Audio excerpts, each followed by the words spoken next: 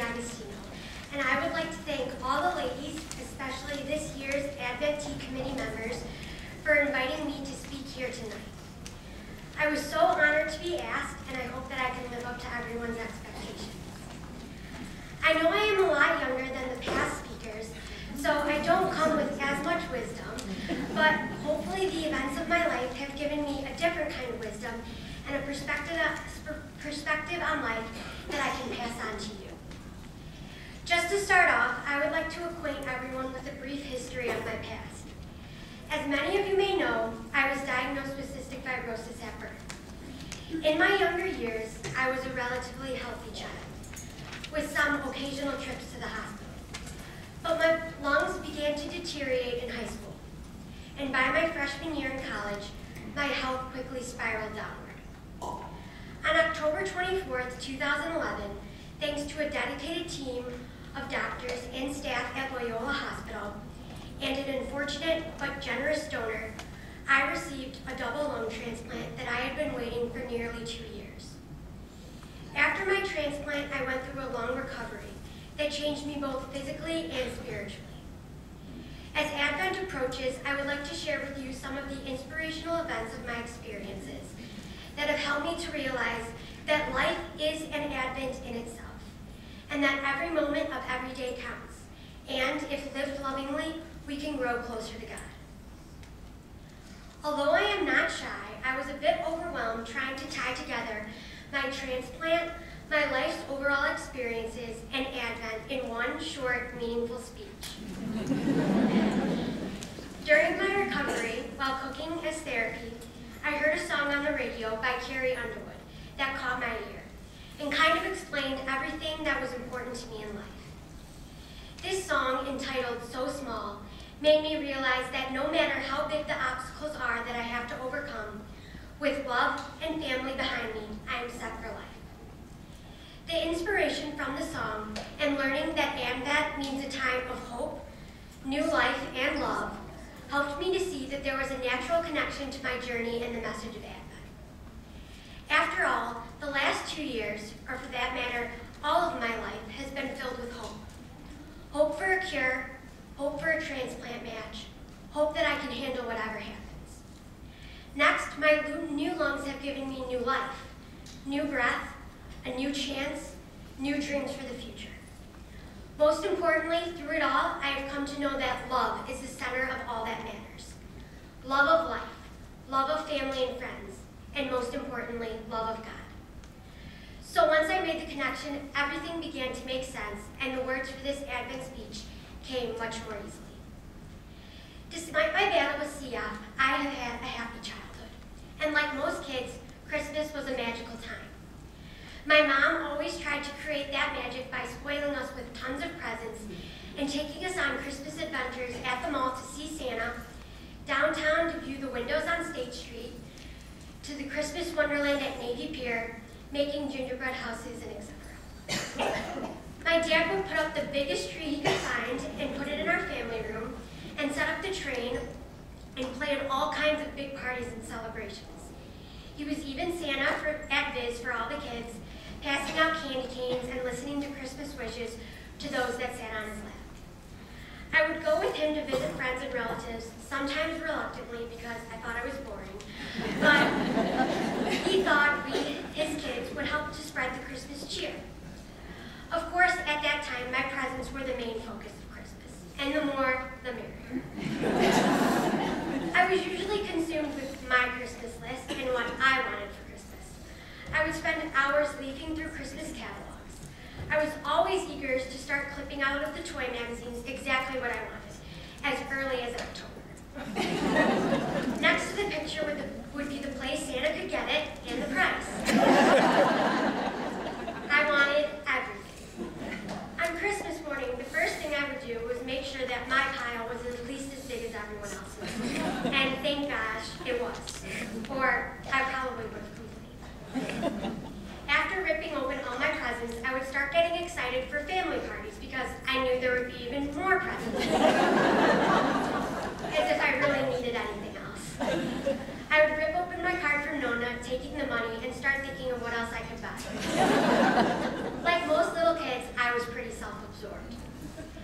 Fast forward to the present, and I see life and Christmas in a whole different way. The words of Carrie Underwood, "What have you got if you ain't got love?" ring through my mind every time I think of myself clinging to life in the ICU during transplant.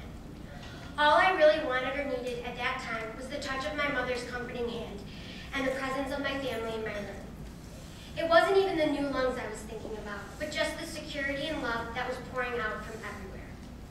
After surgery, I woke up remembering all the things my family had been telling me while I was weakening or waiting for my new lungs.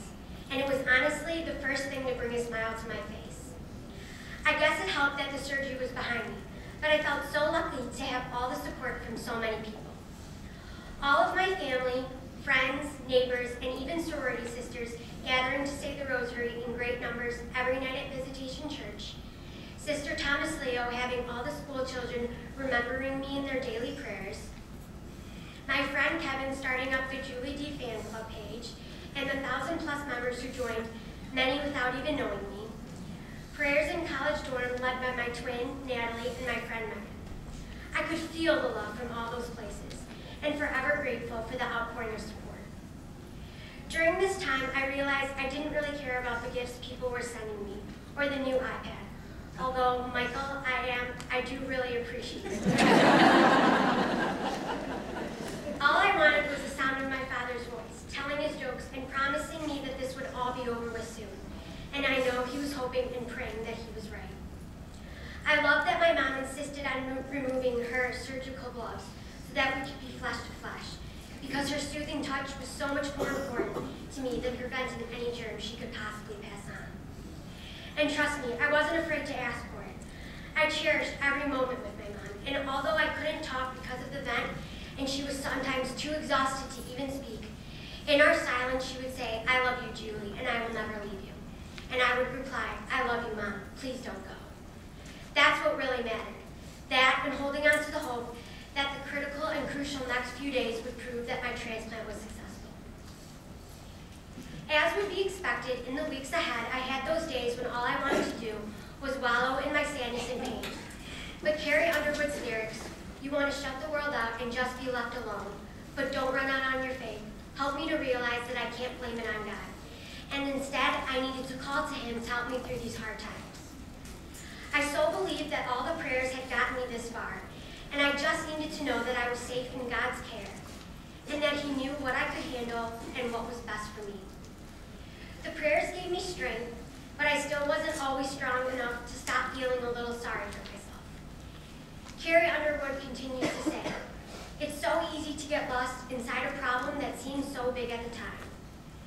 Human nature sometimes causes me to magnify my problem and forget all about my blessings.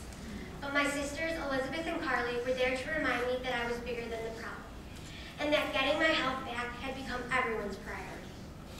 I had to concentrate on the fact that I had been given a new life, and time was all I needed to heal. There were my fitness trainers, my brothers, Kevin and Michael, who just wouldn't let up on me to get into shape and bring those lungs to my greatest potential. I so enjoyed the nights spending cooking with my Uncle Mike to release my stress by doing what I love to do most. The cards and letters and visits from all the cars and all the teas and the neighbors and the friends strengthened me and reminded me how much I am loved. I think my whole family realized that nothing as important as being together and loving each other. We all learn to appreciate the little things we take for granted and how unimportant things are. I remember my mom actually enjoying being able to clean up the kitchen, knowing that I was home and recovering, and that our family was safe and healthy. Every now and then, I have to remind myself to be conscious of what really matters, like health and family and faith in God, that I am so lucky to have. I encourage all of you to do the same.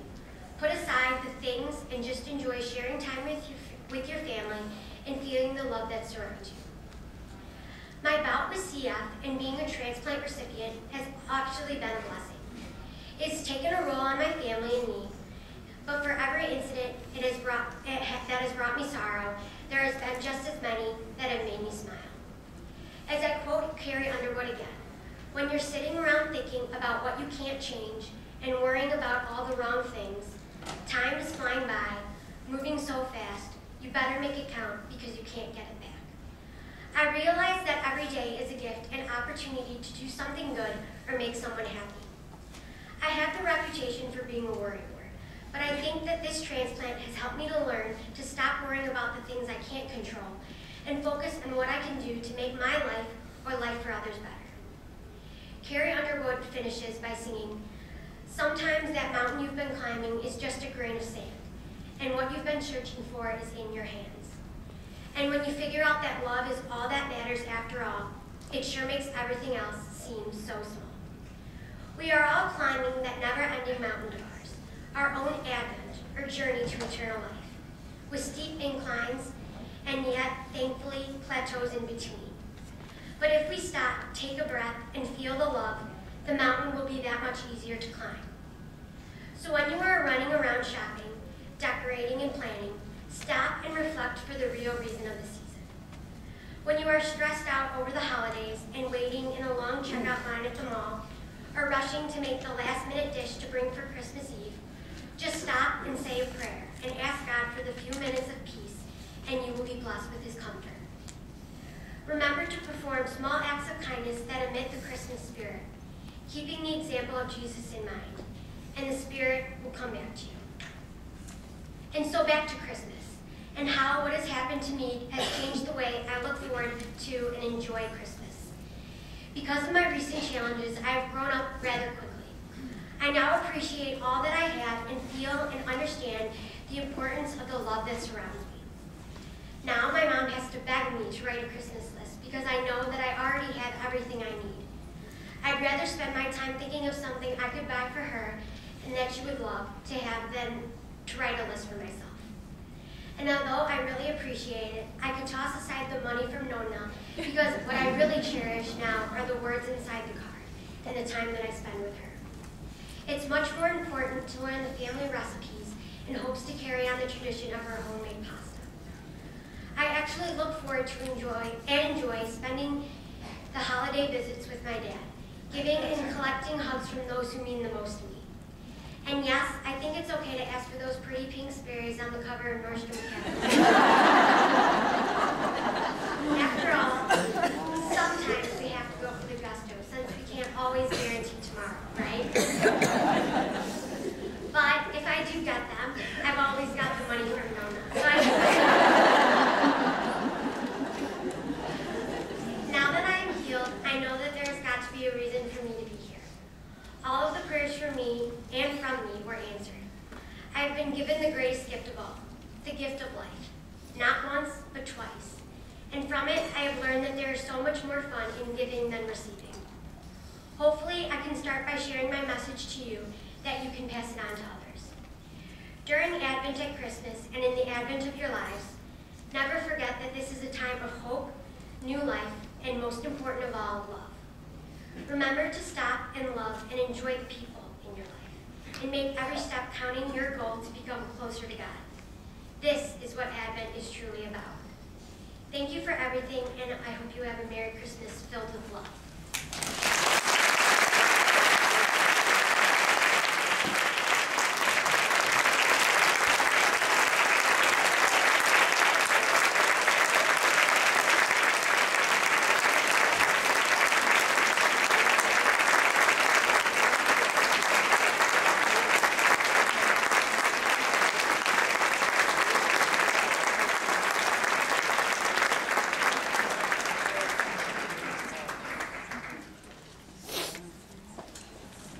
Let us pray.